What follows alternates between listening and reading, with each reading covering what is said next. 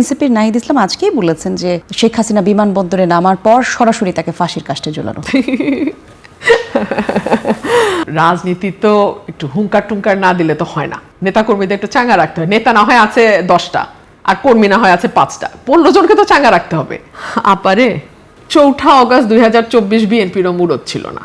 এরকম বড় বড় দল দেখলে মনে হয় আরে কিচ্ছু নাই, কোত্থেকে যে বেরোবে এটা হিসাব করে পাবেন না। এত ভয় কেন সরকারে যদি আওয়ামী লীগ কোথাও নাই থাকে?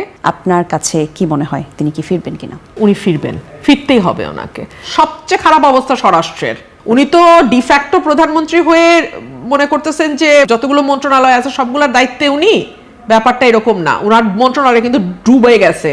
এবং উনি যদি ফিরে আসে সবচেয়ে বেকায়দায় পড়বে সরকার। না পারবে ফাঁসি দিতে, আমাকে আপনারা খারিজ করে দিতে পারেন, ট্যাগ দিতে পারেন, অমুক তমুক বলতে পারেন, গালাগালি করতে, আমার কিচ্ছু যায় আসে না।